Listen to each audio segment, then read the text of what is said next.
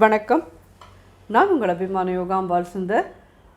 இன்றைக்கி என்ன பார்க்க போகிறோம் அப்படின்னு சொல்லி கேட்டேன்னா, இது ஒரு ஹெல்தியான ரசம். ஹெல்தியான ரசம் நிச்சயமாக ரொம்ப வாய்க்கு மனமாக இருக்கும். எல்லாம் நான் இந்த ஓம ரசத்தை பற்றி நிறைய வீடியோவில் நான் சொல்லியிருக்கேன். என் தம்பியும் நானும் பண்ணினேன் இந்த சொதப்பல்லாத வந்த ரசம் அப்படின்னு சொல்லிட்டு. இது நடந்தது கிட்டத்தட்ட ஒரு 15 வருஷத்துக்கு முன்னாடி நடந்தது. ஆனால் அது 15 வருஷத்துக்கு அப்புறமா இந்த ரசம் ரொம்ப ஹைலைட்டடாக ஆகிடுது.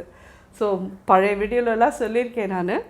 ஸோ இப்போ ஆனால் இந்த ஓம ரசம் அதாவது ஜுரம் அடித்த வாளுக்கு, அஜீரணமாக இருக்கிற வாளுக்கு, இதுக்கு எல்லாருக்கும் இந்த ஓம ரசம் ரொம்ப ஜீரக ரசமே வருது பாருங்க.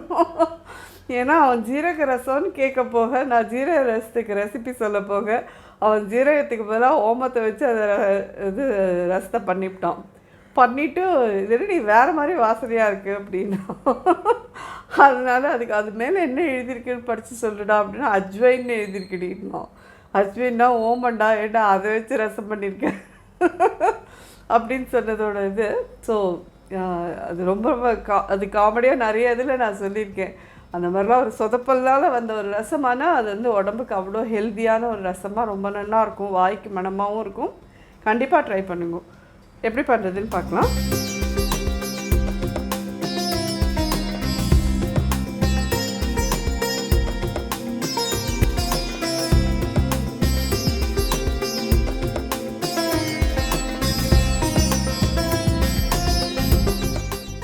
இது ஒரு சின்ன நெல்லிக்காய் அளவு சைஸ் புளி கரைச்சி வச்சுருக்கேன். ஒரு 1.5 டம்ளர் தண்ணி விட்டு பெருங்காயம் போட்டுக்கிறேன்.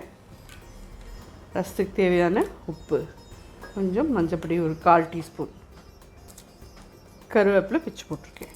இப்போது நம்ம இதில் வறுத்துக்கிறதெல்லாம் எடுத்துக்கலாம். அடுப்பு சின்னதாக வச்சுருக்கேன். 1 டீஸ்பூன், 2 ஸ்பூன் துவரம்பருப்பு, 1 ஸ்பூன் தனியா, 4 மிளகா வத்தல். முன்னாடியே சொன்ன மாதிரி இந்த வெந்தய ரசத்துக்கெல்லாம் சொல்லியிருந்தேன். அந்த மாதிரி இதில் மிளகு ஜீரகம்லாம் போட்டேன்னா இதோட வாசனையே வேறு மாதிரி போயிடும். ஜஸ்ட்டு இதெல்லாத்தையும் நல்லா வறுத்துன்ட்டு இதில் ஓமத்தை மட்டும் போட்டு வறுத்து எடுத்துக்கணும், அவ்வளோதான். ஸோ இந்த ரசத்துக்கெல்லாம் ரெடியாக போட்டு வச்சுருக்கோம் இல்லையா, இதில் ஒரு சின்ன பீஸ் வெல்லமும் ஆட் பண்ணுறேன்.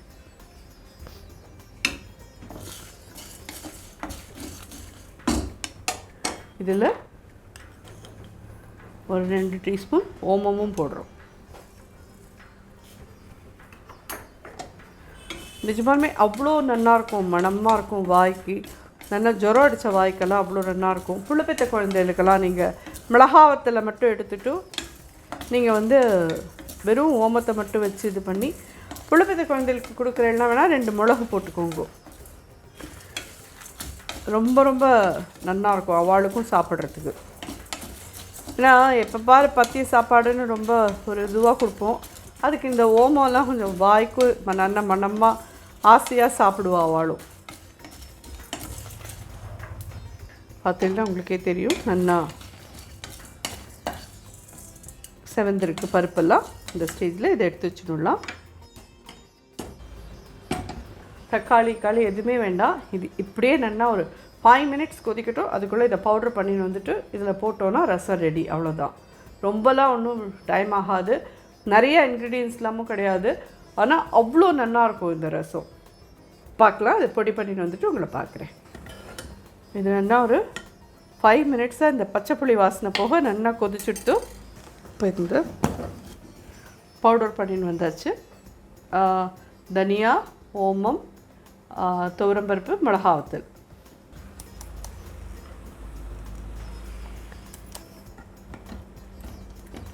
ஆக்சுவலி ரொம்பலாம் கொதி வரணும்னு அவசியம் இல்லை. ஜஸ்ட் ஒரே ஒரு கொதி வந்ததுன்னா போதும். எவ்வளோ நமக்கு தண்ணி வேணுமோ, ரசம் எது வேணுமோ அவ்வளோ விளாவினுலாம். பருப்பெல்லாம் வறுத்துட்டு போட்டிருக்கிறதுனால நமக்கு இதுக்கு தனியாக பருப்பு ஜலம்லாம் எதுவுமே வேண்டாம்.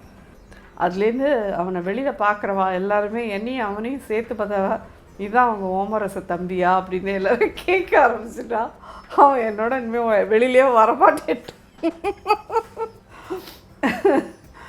ஓடி உன்னோட வந்தாலே எனக்கு ஒரே எல்லோரும் இது ஓமரச தம்பியான்னு எல்லோரும் கேட்குறான். எனக்கு ஒரே அவமானமாக இருக்குடா, வரல உன்னோட அப்படின்வான்.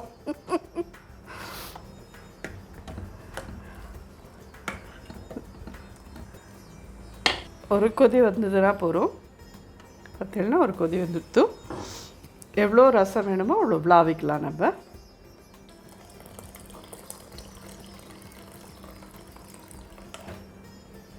ரசம் அப்படிங்கிறதே வந்து நல்ல ஒரு தெளிவாக இருக்கக்கூடிய இதுதான். நம்ம அதில் போடுற சாமானோட இதெல்லாம் எசன்ஸ் எல்லாம் அதில் இறங்கிண்டு அப்படியே தெளிஞ்சு ஒரு நல்ல ஒரு இதுவாக இருக்கக்கூடியது தான் ரசம்னு சொல்லுவாள். அதனால் நம்ம நல்ல தெளிவாக எவ்வளோ ரசம் வேணுமோ அவ்வளோ தண்ணி விட்டு நீங்கள் நீர் காக்கிக்கோங்க.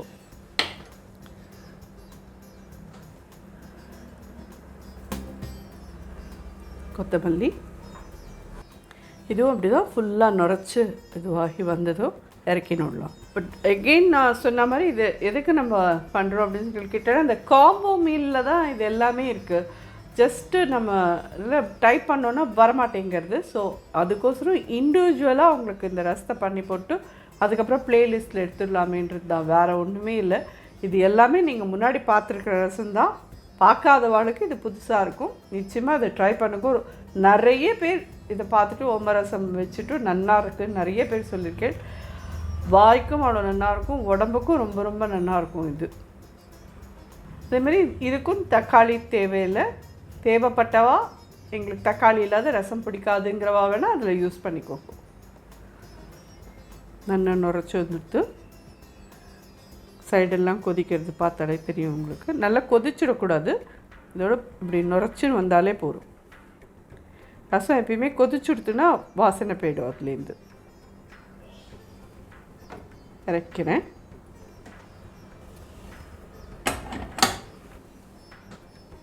ஒரு ஸ்பூன் நெய், அரை ஸ்பூன் கடுகு. கடுகு வெடிக்கிறது.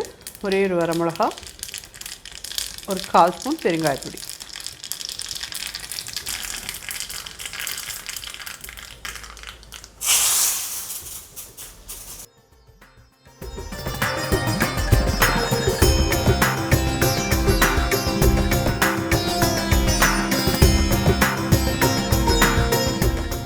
ஜோரான மணமான ரொம்ப சுவையான உடம்புக்கு ஆரோக்கியமான ஓம ரசம் ரெடி. கண்டிப்பாக பண்ணாதவா பார்க்காதவாலாம் ட்ரை பண்ணி பார்த்துட்டு எப்படின்னு ஃபீட்பேக் சொல்லுங்கள். நன்றி, வணக்கம்.